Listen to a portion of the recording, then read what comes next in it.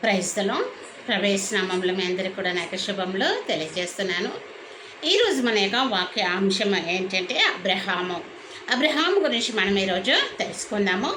Bible వాక్యం చూసినట్లయితే మనము ఆది కాండము 11వ అధ్యాయము 27వ వచనం నుండి ఆది కాండము 25వ అధ్యాయము 11వ వచనము వరకు ఉన్నటువంటి వాక్య సారాంశాన్ని మనం ఇక్కడ మాట్లాడుకుందాము. ఇక్కడ అబ్రహాము విశ్వాసులకు మూల పురుషుడుగా ఉన్నట్టుగా మనము చూస్తున్నాము. అబ్రహాము విశ్వాసులకు మూల పురుషుడుగా ఉన్నట్టుగా మనము చూస్తున్నాము. వాక్య భాగంలోకి వెళ్ళే ముందు చిన్న ప్రార్థన చేసుకుందాము. మహోన్నతుడా, మహాగణుడా, ప్రభావము కలిగిన దేవ, నానా నీ నామంలో మేము ప్రార్థిస్తున్నాము. యేసయ్య, మాట్లాడుదానని నేను కాకుండా నా నోటికి నోరుగా ఉండి ప్రభా నాలో మీరుండి మాట్లాడమని బ్రతిమాలు కొంచున్నాను. దేవా, నన్ను నీ బూరగా వాడుకోమని బ్రతిమాలు కొంచున్నాను. విత్తనేటువంటి వాక్యము ప్రభా మంచి నేలల పడి ప్రభా అది ఫలించుటకు సహాయము చేయమని బ్రతిమాలు కొంచున్నాను. దేవా, ఇట్టి వాక్యము విన్నటువంటి వారిలో ఒకరైనను ప్రభా అయా మహర మనసు రక్షణ పొందుకొని ప్రభా నీ తట్టు తిరిగి అయా విశ్వాసమందు ప్రభా నిరీక్షణ ఉంచి జీవించుటకు నీ కృప దయచేయమని బ్రతిమాలు కొంచున్నాను. ఇక వాక్య ఆరంభం నుంచి ప్రభా అంతము వరకునైనా సమయంను మీ ఆధీనంలో ఉంచుకొని మీరు మహిమ తెచ్చుకున్నందుకే వందనాలు చెల్లిస్తూ అడిగిన మనవిని ఆలకించినందుకు కృతజ్ఞతాస్తుతులు చెల్లిస్తూ మా ప్రభును ప్రియకుమారుడైన యేసు క్రీస్తు నామంలో ఈ ప్రార్థన నీకు సమర్పిస్తున్నాను తండ్రి, ఆమేన్. వాక్య భాగము మనము చూసినట్లయితే అబ్రహాము యెహోవా దేవుని యొక్క మాటలు నమ్మి ఆయనకు పూర్తిగా ఇక్కడ విధేయత చూపినటువంటి వ్యక్తి అయి ఉంటున్నాడు. అబ్రహాము యెహోవా దేవుని యొక్క మాటలను నమ్మి ఆయనకు పూర్తి విధేయత చూపించినటువంటి వ్యక్తి అయి ఉంటున్నాడు అబ్రహాము. పాత నిబంధన గ్రంథంలో మనము అబ్రహాంను చాలా ముఖ్యుడిగా చూస్తున్నాము. పాత నిబంధన గ్రంథంలో అబ్రహాంను చాలా ముఖ్యుడిగా మనము చూస్తున్నాము. అపోస్తలుడైనటువంటి పౌలు కూడా విశ్వాస వీరుల జాబితాలో అబ్రహాం యొక్క పేరును ప్రముఖంగా ఉదాహరించినట్లుగా కూడా మనము చూస్తాము వాక్య భాగంలో. ఇక బైబిల్లో అబ్రహాంను గురించినటువంటి ప్రశంస చాలా చోట్ల కూడా ఉన్నట్టుగా మనము చూస్తున్నాము. బైబిల్లో చాలా చోట్ల అబ్రహాంను గురించినటువంటి ప్రశంస ఉన్నట్టుగా మనము చూస్తున్నాము. అదేవిధంగా ఇక అబ్రహాం యొక్క విశ్వాసము, అదేవిధంగా విధేయత మూలంగా అబ్రహాం ఎంతో ఆశీర్వదించబడిన వాడుగా ఉన్నట్టుగా మనము చూస్తున్నాము. అబ్రహాం యొక్క విశ్వాసము అదేవిధంగా విధేయత వలన అబ్రహాము ఎంతగానో ఆశీర్వదించబడినటువంటి వాడుగా ఉన్నట్లుగా మనము చూస్తున్నాము. కనుక ఆశీర్వదించబడిన వాడు అబ్రహాము కనుక విశ్వాసులకు మూల పురుషుడు అని కూడా పిలువబడ్డట్టుగా మనము చూస్తున్నాము. విశ్వాసులకు మూల పురుషుడుగా అబ్రహాము పిలువబడినట్టుగా కూడా మనము చూస్తున్నాము. ఇక తెరాహు యొక్క కుమారులు అబ్రహాము, అదేవిధంగా నాహోరు, అదేవిధంగా హారాను, ఈ ముగ్గురు కూడా ఇక తెరాహు కుమారులై ఉంటున్నారు. తెరాహు యొక్క కుమారులు అబ్రహాము, నాహోరు, అదేవిధంగా హారాను అయి ఉంటున్నారు. హారాను తన తండ్రి కంటే ముందుగానే చనిపోయినటువంటి వ్యక్తి అయి ఉంటున్నాడు. హారాను తన తండ్రి కంటే తెరాహు కంటే ముందుగానే చనిపోయినటువంటి వ్యక్తి అయి ఉంటున్నాడు. ఇక హారాను కుమారుడైనటువంటి లోతు, అదేవిధంగా తెరాహు, అదేవిధంగా అబ్రాము, మరి అతని భార్య అయినటువంటి శారాయిని ఇక లోతును వెంటబెట్టుకొని కల్దీల పట్టణమైనటువంటి ఊరు నుండి వారు కనాను దేశానికి బయలుదేరినట్టుగా మనము చూస్తున్నాము పరిశుద్ధ గ్రంథంలో. అబ్రహాము, అదేవిధంగా అబ్రహాము తండ్రి అయినటువంటి తెరాహు, హారాను కుమారుడైనటువంటి లోతు, అదేవిధంగా అబ్రహాము భార్య అయినటువంటి శారాయి, వీళ్ళందరూ కూడా కలిసి వీరు ఊరు నుండి కానాను దేశానికి బయలుదేరి వెళ్ళినట్టుగా మనము చూస్తున్నాము. తెరాహు 200 ఏళ్ళు బ్రతికి హారానులో చనిపోయినట్టుగా మనము వాక్య భాగంలో చూస్తున్నాము. అబ్రహాము తండ్రి అయినటువంటి తెరాహు 200 ఏళ్ళు బ్రతికి ఈ యొక్క హారానులో చనిపోయినట్టుగా మనము చూస్తున్నాము వాక్య భాగంలో. ఇక యెహోవా అబ్రహాముతో మాట్లాడినట్టుగా మనము చూస్తున్నాము. దేవుడైనటువంటి యెహోవా అబ్రహాముతో మాట్లాడినట్టుగా చూస్తున్నాము. ఏ విధంగా మాట్లాడాడు అబ్రహాముతో అంటే, నీవు నీ బంధువులను వదిలిపెట్టి నేను చూపించేటువంటి కనాను దేశమునకు వెళ్ళుము, నేను నిన్ను బహుగా ఆశీర్వదిస్తాను అని ఇక్కడ చెప్పినట్టుగా చూస్తున్నాము. అదేవిధంగా నీ పేరును గొప్ప చేసి నిన్ను గొప్ప జనంగా చేస్తాను అని, నిన్ను ఆశీర్వదించే వారిని ఆశీర్వదిస్తానని, నిన్ను శపించే వారిని శపిస్తానని దేవుడైనటువంటి యెహోవా అబ్రహాముతో ఇక్కడ ముఖాముఖిగా మాట్లాడినట్టుగా మనము చూస్తున్నాము. దేవుడైనటువంటి యెహోవా అబ్రహాముతో డైరెక్ట్గా మాట్లాడాడు. ఏమనంటే, నీ యొక్క బంధువులను వదిలిపెట్టి నేను చూపించేటువంటి కనాను దేశానికి నువ్వు వెళ్ళుము అని, నిన్ను బహుగా నేను ఆశీర్వదిస్తానని, అదేవిధంగా నీ యొక్క పేరును నేను గొప్ప చేసి నిన్ను గొప్ప జనంగా నేను చేస్తాను అని, అదేవిధంగా నిన్ను ఎవరైతే ఆశీర్వదిస్తారో వారిని నేను ఆశీర్వదిస్తానని, నిన్ను ఎవరైతే శపిస్తారో వారిని నేను శపిస్తానని దేవుడైనటువంటి యెహోవా అబ్రహాముతో మాట్లాడినట్టుగా మనము చూస్తున్నాము. అబ్రహాము దేవుని యొక్క ఆదేశంను పాటించినటువంటి వ్యక్తి అయి ఉంటున్నాడు. అబ్రహాము దేవుని యొక్క మాటను దేవుని యొక్క ఆదేశాన్ని పాటించినటువంటి వ్యక్తి అయి ఉంటున్నాడు. 75 ఏళ్ళ వయసులో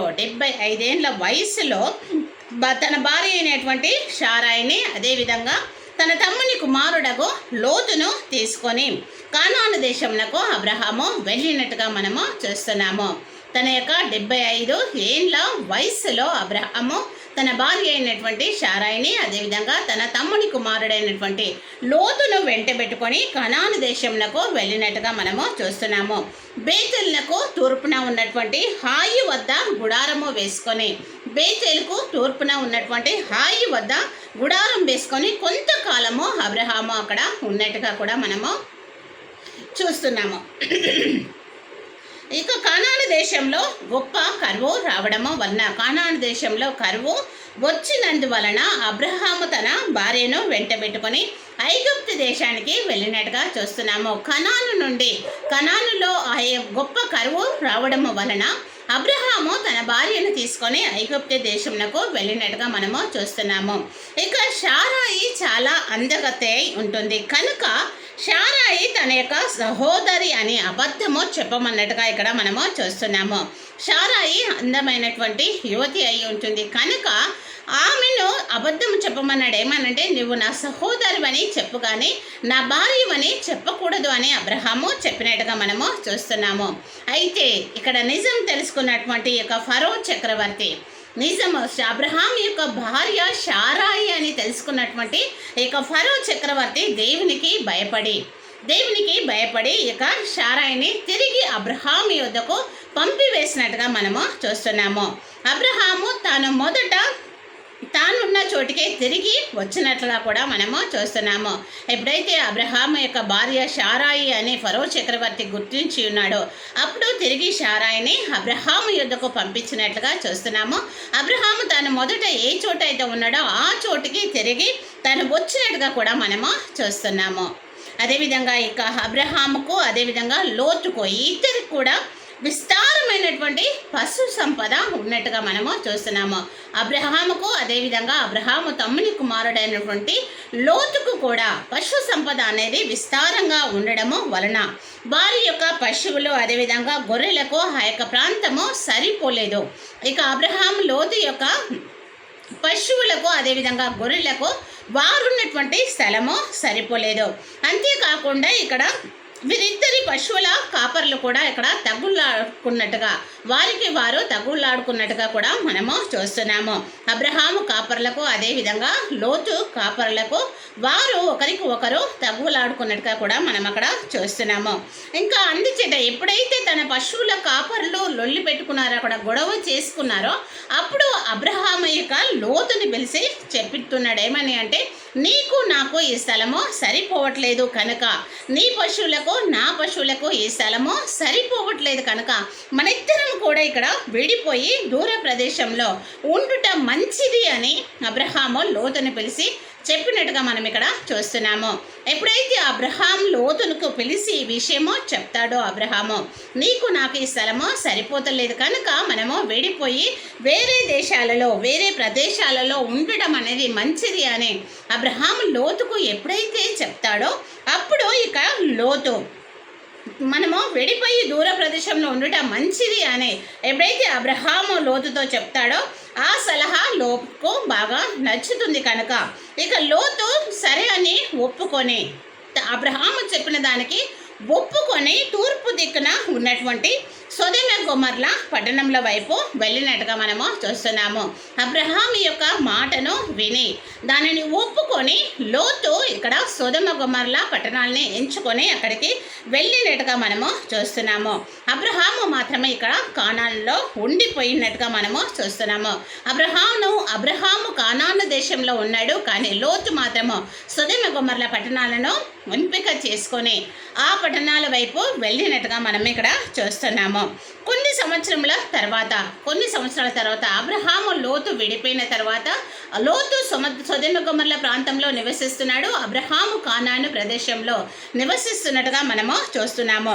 కొన్ని సంవత్సరాల తర్వాత హెబ్రోనులో ఉన్నటువంటి మామ్రే దగ్గర ఉన్నటువంటి సింధూర వృక్ష వనంలో ఈ యొక్క అబ్రహాము ఉన్నట్టుగా మనము చూస్తున్నాము.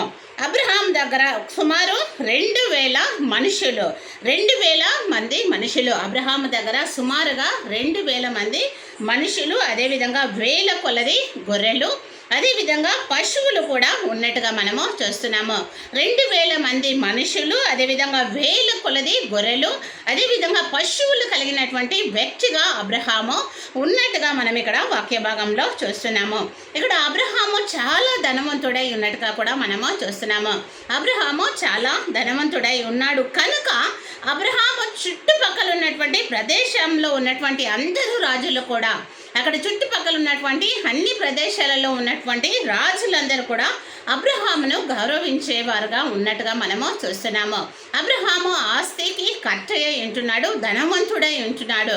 అతని దగ్గర 2,000 మంది మనుషులు ఉన్నారు, వేల కొలది గొర్రెలు ఉన్నాయి, పశువులు ఉండడం ద్వారా తన చుట్టూ ఉన్నటువంటి దేశాల యొక్క రాజులందరూ కూడా అబ్రహామును గౌరవించినట్లుగా మనం ఇక్కడ చూస్తున్నాము. ఒక దినము అబ్రహాము యెహోవాతో మాట్లాడుతూ తాను అడుగుతున్నాడు ఈ విధంగా. ఒకరోజు అబ్రహాము డైరెక్ట్గా దేవుడైనటువంటి యెహోవాతో మాట్లాడుతూ ఈ విధంగా అడుగుతున్నాడు ఆయన, దేవా నీవు నాకు అధిక సంపదను ఇచ్చి ఉన్నావు, అదేవిధంగా దాసీలను కూడా ఇచ్చావు, కానీ ఏమీ లాభము? నువ్వు నాకు సంపదనిచ్చావు, దాసీలను ఇచ్చావు, కానీ ఏమి లాభము? సంతానము నాకు లేదు కదా అని, సంతానం నాకు ఇవ్వలేదు కనుక నా దాసులలో ఒకడు నాకు వారసుడు అవును కదా అని దేవుడితో ఇక్కడ అబ్రహాము మాట్లాడుతున్నట్టుగా మనము చూస్తున్నాము.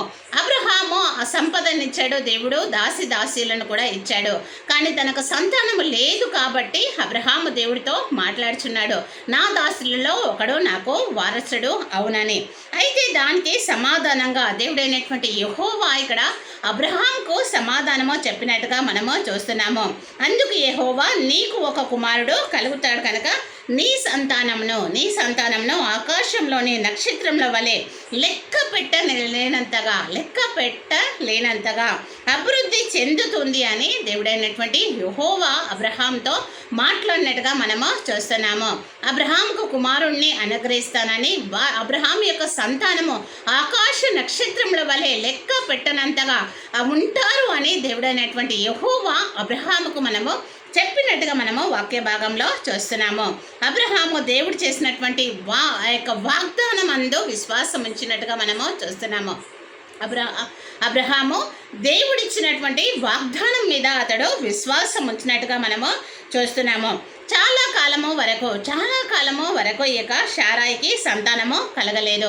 అందువలన ఆమె తన దాసి అయినటువంటి హాగరును ఇక్కడ అబ్రహాముకు ఇచ్చినట్టుగా మనము చూస్తున్నాము. చాలా సంవత్సరాల వరకు ఇక శారాయికి సంతానం కలగలేదు కనుక తన దాసి అయినటువంటి హాగరును ఆమె అబ్రహాముకు ఇచ్చినట్టుగా మనము చూస్తున్నాము. అయితే హాగరుకు ఒక కుమారుడు పుట్టినట్టుగా కూడా మనము చూస్తున్నాము. అతని పేరు ఇస్మాయేలు అని అబ్రహాము పెట్టినట్టుగా కూడా మనము చూస్తున్నాము.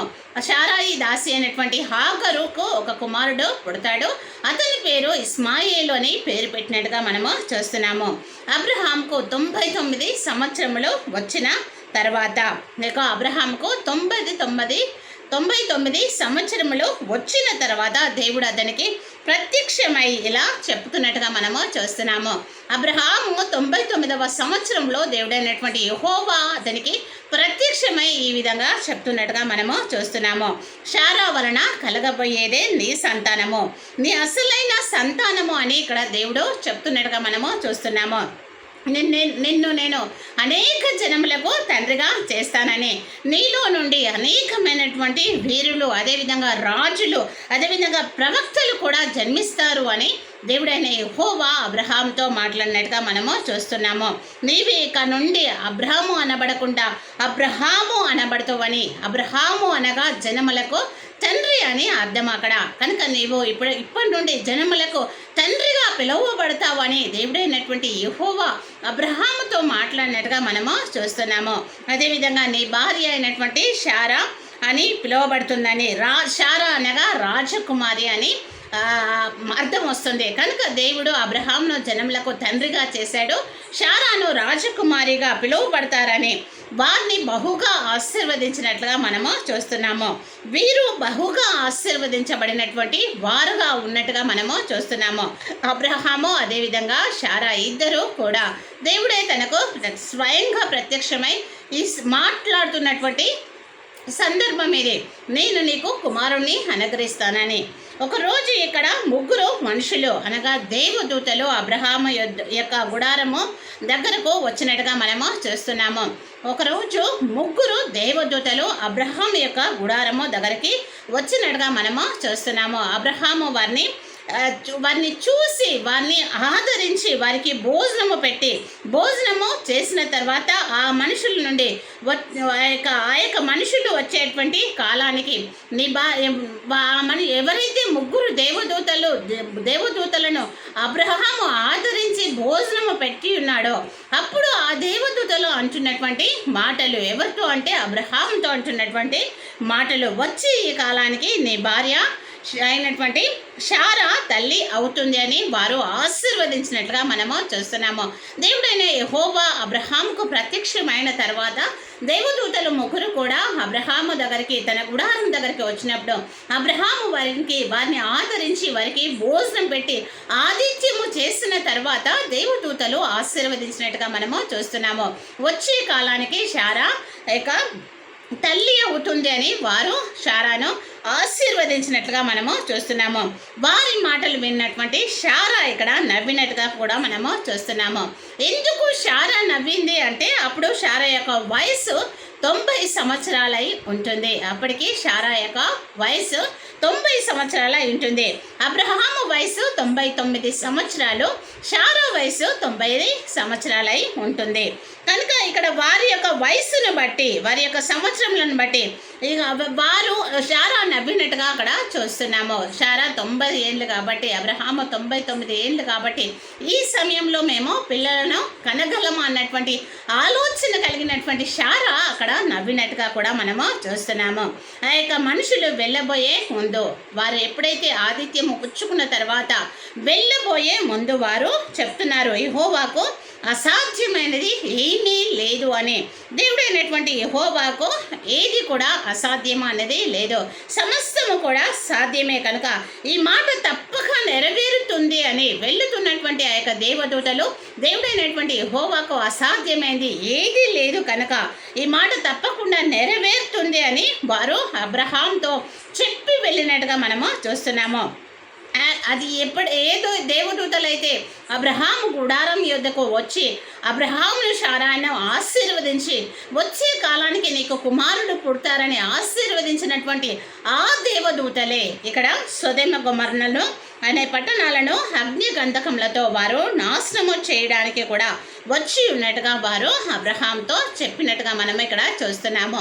ఆశీర్వదించినటువంటి ఈ యొక్క దేవదూతలే అదేవిధంగా లోతు ఉన్నటువంటి ప్రదేశాన్ని, సొదొమ గొమొర్రా పట్టణాలను నాశనము చేయబోతున్నామని అబ్రహాంతో చెప్పినట్టుగా కూడా మనం ఇక్కడ చూస్తున్నాము. అయితే అబ్రహాము ఆ పట్టణాలను నాశనము చేయవద్దని, అక్కడ ఒకవేళ 10 మంది నీతిమంతులు ఉన్నా కూడా, 10 మంది నీతిమంతులు ఉన్నా కూడా ఆ పట్టణాలను నాశనము చేయవద్దని అబ్రహాము దేవదూతలను బ్రతిమాలినట్టుగా కూడా మనం అక్కడ చూస్తున్నాము పరిశుద్ధ గ్రంథంలో.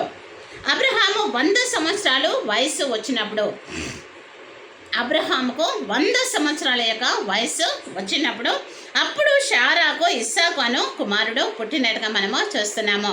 అబ్రహాముకు 100వ సంవత్సరంలో షారాకు ఇస్సాకు పుట్టినట్టుగా మనము చూస్తున్నాము. మనుషులకు అసాధ్యం అనుకున్నటువంటి వాటిని దేవుడు సాధ్యము చేయగలడు. దేవునికి అసాధ్యమైంది ఏదీ లేదు, సమస్తమును సాధ్యము. ఎందుకంటే సృష్టి యావత్తును కూడా నిర్మించినటువంటి వ్యక్తి దేవుడై ఉంటున్నాడు. ప్రతిదీ కూడా తన నోటి మాట ద్వారా చేసినటువంటి వ్యక్తి అయి ఉంటున్నాడు. కనుక దేవునికి అసాధ్యమైంది ఏదీ లేదు. కనుక 100 సంవత్సరముల వయసులో అబ్రహాముకు షారాకు అక్కడ ఇస్సాకు పుట్టినట్టుగా మనము చూస్తున్నాము. ఈ యొక్క సత్యాన్ని షారా అదేవిధంగా అబ్రహాము విషయంలో నిజమైనట్టుగా రుజువుపరిచినట్టుగా మనము చూస్తున్నాము.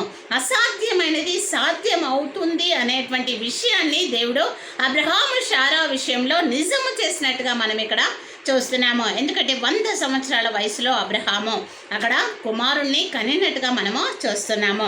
ఇస్సాకు యొక్క సంతానము క్రమక్రమంగా లక్షల సంఖ్యగా అక్కడ విస్తరించినట్లుగా కూడా మనము చూస్తున్నాము. ఇస్సాకు యొక్క సంతానము ఇక్కడ లక్షలుగా విస్తరించినట్లుగా మనము చూస్తున్నాము. వారిలో యూదులు, అదేవిధంగా హెబ్రీయులు, అదేవిధంగా ఇజ్రాయిలీలు, ఇక్కడ ఈ యూదులు, అదేవిధంగా హెబ్రీయులు, ఇజ్రాయిల్ అన్నటువంటి పేర్లతో ప్రపంచ చరిత్రలో వారు ఇక్కడ ప్రముఖ స్థానాన్ని పొందుకున్నటువంటి వారుగా కూడా మనము చూస్తున్నాము. యెహోవా ఆజ్ఞను పాటించి అబ్రహాము అదేవిధంగా హాగరు ఆమె కుమారుణ్ణి అక్కడ ఇస్మాయిల్ను దూర ప్రాంతానికి పంపివేసినట్టుగా మనము చూస్తున్నాము. దేవుని యొక్క మాటను విన్నటువంటి అబ్రహాము ఇక హాగర్ను అదేవిధంగా ఇస్మాయిల్ ఇద్దరిని కూడా ఆ ప్రదేశం నుండి దూరంగా పంపివేసినట్టుగా కూడా మనము చూస్తున్నాము. ఇక ఇస్సాకు పెరిగి పెద్దవాడైన తర్వాత దేవుడు అబ్రహాంకు ఒక పరీక్షను కూడా పెట్టినట్లుగా మనము చూస్తున్నాము. ఏమని పెట్టి ఉన్నాడు దేవుడు అంటే, నీకు ఉన్నటువంటి ఒక్క కుమారుని ఇస్సాకును నాకు బలిగా ఇవ్వమని దేవుడు అబ్రహాంను కోరినట్టుగా మనము చూస్తున్నాము. దేవుడు ఎప్పుడైతే ఇస్సాకును బలిగా కోరి ఉన్నాడో అబ్రహాము వెంటనే దేవుని యొక్క ఆజ్ఞకు అక్కడ శిరస వహించినట్టుగా చూస్తున్నాము. మనము దేవుని యొక్క ఆజ్ఞకు అబ్రహాము లోబడినట్టుగా మనం ఇక్కడ చూస్తున్నాము.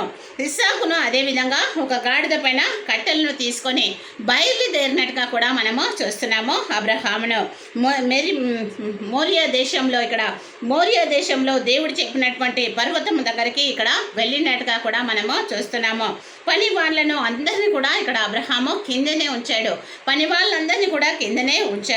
అదేవిధంగా మేము వెళ్ళి యెహోవాకు మొక్కి మేము తిరిగి వస్తాము అని వారికి చెప్పి వెళ్ళినట్టుగా మనము చూస్తున్నాము. అబ్రహాం యొక్క విశ్వాసము అసలు ఆ విశ్వాసం అనేది దృఢమైనదై ఉంటుంది. ఖచ్చితమైనటువంటి విశ్వాసంతో కలిగినటువంటి వ్యక్తి అయి ఉంటున్నాడు. పని వాళ్ళతో చెప్తున్నాడు మేము తిరిగి వస్తామని. అక్కడ పని వాళ్ళను వదిలేసి కట్టెలను అదేవిధంగా ఇస్సాకు తలపైన ఉంచి తాను కత్తిని అదేవిధంగా నిప్పులను తీసుకొని అబ్రహాము కత్తిని నిప్పులను కట్టెలను ఇస్సాకుకి ఇచ్చి ఆ కొండ ఎక్కి వెళ్ళినట్టుగా మనము చూస్తున్నాము. వారు వెళ్తున్నటువంటి ఆ సమయంలో ఇక్కడ దహరి మధ్యలో ఇస్సాకు తన తండ్రితో అంటున్నాడు, అబ్రహాంతో అంటున్నాడు, దహన బలికి కట్టెలు నిప్పులు ఉన్నాయి కానీ గొర్రెపిల్ల ఏది అని ఇస్సాకు అడిగినట్టుగా చూస్తున్నాము. తన సొంత కుమారుడే తండ్రి అయినటువంటి అబ్రహాం అడుగుతున్నాడు, దహన బలికి కట్టెలు ఉన్నాయి అదేవిధంగా నిప్పులు ఉన్నాయి కానీ గొర్రెపిల్ల ఏది అని. దానికి నిజంగా సమాధానంగా అబ్రహాం ఇక్కడ చెప్తున్నాడు. అడిగినటువంటి సమాధానము అబ్రహాం చెప్తున్నాడు.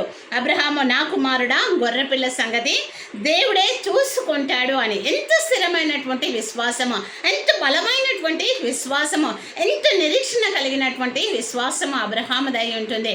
కనుక దేవుడు వెంటనే సమాధానం చెప్తున్నాడు, గొర్రెపిల్ల దేవుడే చూసుకుంటాడని ఇక్కడ చెప్పినట్టుగా మనము చూస్తున్నాము. అందుకే అక్కడ ఆ స్థలానికి యెహోవా ఈరే అని పేరు పెట్టినట్టుగా కూడా మనము చూస్తున్నాము ఆ ప్రదేశానికి. ఇక వీరిద్దరు కూడా కలిసి ఆ కొండ ఎక్కి పైకి చేరినట్టుగా మనము చూస్తున్నాము. అబ్రహాము బలిపీఠాన్ని కట్టి ఆ యొక్క కట్టెలు పేర్చిన కట్టెల మీద ఇస్సాకును పరుండబెట్టి కత్తితో ఇక ఇస్సాకును బలి ఇవ్వడానికి సిద్ధమైనప్పుడు అప్పుడు యెహోవా దూత అతనితో మాట్లాడినట్టుగా చూస్తున్నాము. యెహోవా దూత అతనితో మాట్లాడి ఆ యొక్క దహన బలి జరగకుండా ఆపినట్టుగా మనము చూస్తున్నాము. నీకు ఏకైక కుమారుణ్ణి నాకు బలిగా ఇవ్వడానికి సిద్ధపడ్డావు కనుక అని ఇక్కడ దేవుడైనటువంటి యెహోవా అబ్రహాముతో మాట్లాడినట్టుగా మనము చూస్తున్నాము. అందుకు నేను సంతోషిస్తున్నానని, చాలా అంటే దేవుడు కూడా నీ ఏకైక కుమారుని నాకు ఇవ్వడానికి సిద్ధపడ్డావు అన్నటువంటి ఆనందము కలిగి ఉన్నట్టుగా కూడా మనము చూస్తున్నాము. అప్పుడు ఎప్పుడైతే దేవుడు ఆ యొక్క అబ్రహాంతో మాట్లాడాడో అప్పుడు అక్కడ ఉన్నటువంటి పొదలలో ఒక పొట్టేలు కనిపించినట్టుగా మనము చూస్తున్నాము. ఆ పొదల్లో ఉన్నటువంటి ఆ యొక్క పొట్టేలును ఆ యొక్క ఇస్సాకుకు బదులుగా దేవునికి ఆ యొక్క పొట్టేలును అబ్రహాము బలి ఇచ్చినట్టుగా మనం ఇక్కడ చూస్తున్నాము. అదేవిధంగా దాసులను వెంటబెట్టుకొని అబ్రహాము ఇస్సాకును అదేవిధంగా దాసులను వెంటబెట్టుకొని తిరిగి బయర్షెబాకు తిరిగి వచ్చినట్టుగా కూడా మనము చూస్తున్నాము. ఇక శారా 127 సంవత్సరాలు జీవించినట్టుగా మనము చూస్తున్నాము. శారా 127 సంవత్సరాలు జీవించినట్టుగా మనము చూస్తున్నాము. ఆమె మృతదేహాన్ని 127 సంవత్సరాల తర్వాత చనిపోయినటువంటి శారాను ఆమె యొక్క మృతదేహాన్ని అబ్రహాము తాను కొని ఉంచినటువంటి మామ్రే ఎదుట ఉన్నటువంటి మక్కేలా గృహలో ఆమెను పాతిపెట్టినట్టుగా మనము చూస్తున్నాము. 127 సంవత్సరాల వయసులో శారా మరణించినట్టుగా మనము చూస్తున్నాము. అబ్రహాము చాలా వృద్ధుడు అయిన తర్వాత అతనికి ఇక్కడ అన్యుల కన్యకలు తన యొక్క కోడలుగా చేసుకోవడము ఇష్టము లేదు. అబ్రహాముకి తన కుమారునికి అన్యుల కుమార్తెలను పెళ్లి చేసుకోవడము ఇష్టం లేదు. కాబట్టి తన యొక్క ప్రధాన యాజకుడు అయినటువంటి తన యొక్క ప్రధాన దాసుడైనటువంటి ఎలియాజర్ను ఇక్కడ నాహోరుకు పంపినట్టుగా చూస్తున్నాము. నాహోరుకు పంపించినట్టుగా మనము చూస్తున్నాము. ఇక్కడ నాహోరుకు పంపించి ఎలియాజర్ ఆ పట్టణముకు వెళ్ళి అక్కడ ఉన్నటువంటి బెతియేలు కుమార్తె అయినటువంటి లాబాను సోదరి అయినటువంటి రిబ్కాను ఇస్సాకు కొరకు తగిన కన్య అని గ్రహించినట్టుగా మనము చూస్తున్నాము. రిబ్కా చాలా అందమైనటువంటి స్త్రీ అయి ఉంటుంది. వినయ విధేయతలు కలిగినటువంటి ఇక యువతి అయి ఉంటుంది.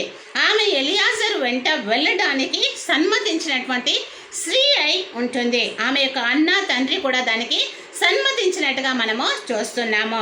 రిబ్కా ఎలియాజరు వెంట కానాను దేశానికి వచ్చినట్టుగా మనము చూస్తున్నాము. దారిలో ఇస్సాకు ఆమెకు ఎదురైనప్పుడు రిబ్కా గౌరవ సూచనంగా ఒంటిపై నుండి దిగి ముఖానికి మిసుకు వేసుకున్నట్టుగా మనము చూస్తున్నాము. ఇస్సాకు ఆమెను వివాహము చేసుకున్నట్టుగా మనము చూస్తున్నాము. అతడు రిబ్కాను ఎక్కువగా ప్రేమించినటువంటి వ్యక్తి అయి ఉంటున్నాడు. ఇస్సాకు రిబ్కాను అధికంగా ప్రేమించినటువంటి వ్యక్తి అయి ఉంటున్నాడు. అదేవిధంగా శారా మరణించిన తర్వాత అబ్రహాము కెతురా అనేటువంటి స్త్రీని కూడా పెళ్లి చేసుకున్నట్టుగా మనము చూస్తున్నాము. అబ్రహాము కెతురా అనేటువంటి స్త్రీని పెళ్లి చేసుకున్నట్టుగా చూస్తున్నాము. ఆమె ద్వారా అతనికి చాలా మంది సంతానం కూడా కలిగినట్టుగా కూడా మనము చూస్తున్నాము. ఈ యొక్క కెతురా ద్వారా కలిగినటువంటి సంతానానికి అబ్రహాము వారందరికీ కూడా బహుమతులను ఇచ్చి పంపివేసినట్టుగా మనము చూస్తున్నాము. తనకున్నటువంటి ఆస్తి అంతటినీ కూడా ఇస్సాకుకు మాత్రమే ఇచ్చినట్టుగా మనము చూస్తున్నాము. అబ్రహాము 175 సంవత్సరము వయసులో మరణించినట్టుగా మనము చూస్తున్నాము. అతని యొక్క మృతు శరీరాన్ని కూడా ఈ యొక్క మక్కేలా గృహలో పాతి పెట్టినట్టుగా మనము చూస్తున్నాము.